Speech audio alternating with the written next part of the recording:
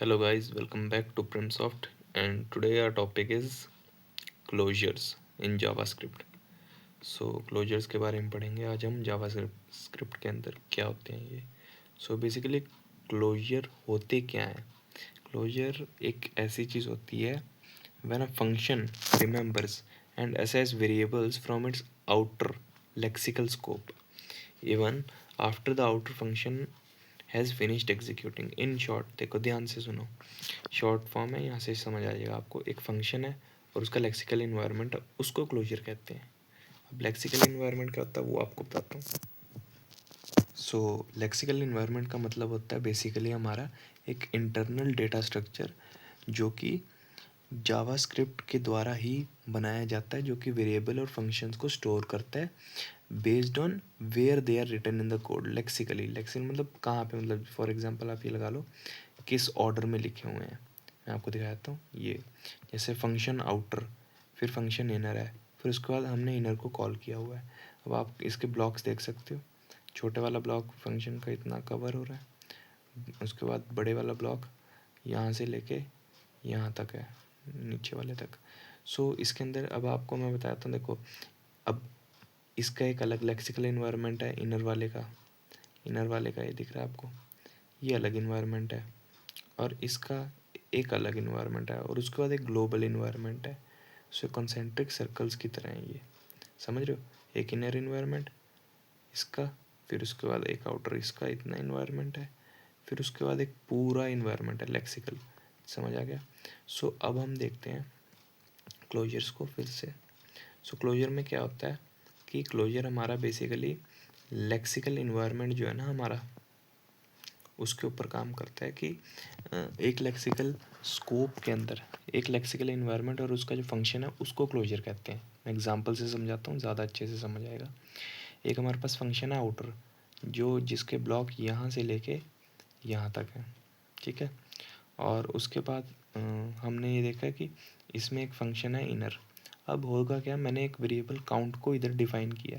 आपको पता है जो लेट है वो ब्लॉक स्कोप होता है, हमने कल ही वीडियो में पढ़ा था. लेट जो है मैंने यहाँ पे डिफाइन करा है इसको.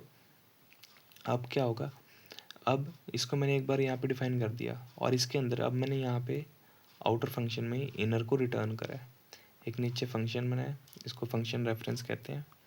तो फंक्शन रेफरेंस क्या करते हैं, हमने आउटर फंक्शन को यहाँ पे कॉल कर दिया, मतलब फंक्शन रेफरेंस दी है एक वेरिएबल के, उससे इनिशियलाइज कर दिया, और नीचे जाके इसको हमने कॉल कर दिया एफ एन को.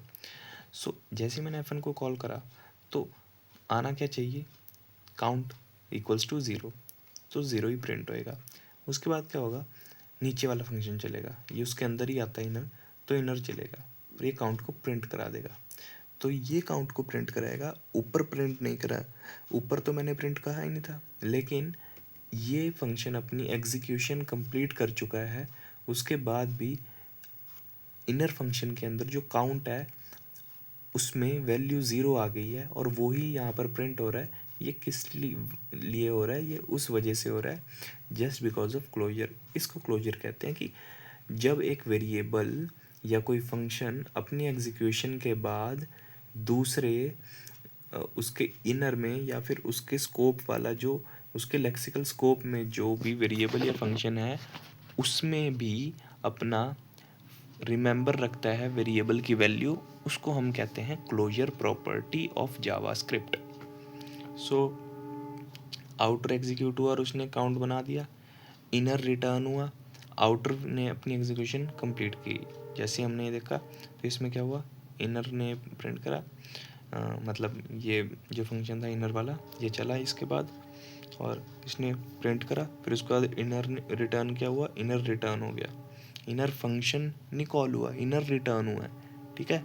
इसमें बहुत बड़ा डिफरेंस है, अगर आप चाहो मैं बताता हूँ आपको. उसके बाद आप देख सकते हो कि इनर फंक्शन हमारा जो है यहाँ पर रिटर्न हो रहा है. उसके बाद नीचे हमने आउटर को कॉल किया, फिर एफ एन को कॉल करेंगे, आउटर एग्जीक्यूट हो रहा है, और जो काउंट है ये काउंट हमारा इसके अंदर रिमेंबर हो रहा है इनर फंक्शन को, जबकि इसकी एग्जीक्यूशन हो चुकी है. इसको हम क्लोजर प्रॉपर्टी कहते हैं जावास्क्रिप्ट की. अब क्लोजर इंपॉर्टेंट कॉन्सेप्ट क्यों बनता है, why closure work. JavaScript lexical scoping use करता है, आपको बताया था लेक्सिकल एनवायरनमेंट होते हैं. Function can access variable defined where it was written not where it is called, मतलब कि जहाँ पे वो लिखा है उसके हिसाब से वो उसको डिफाइन करेंगे, ना कि किस तरह से उसे हमने कॉल किया. जैसे कि हम इनर जो है carries a reference to outer lexical environment.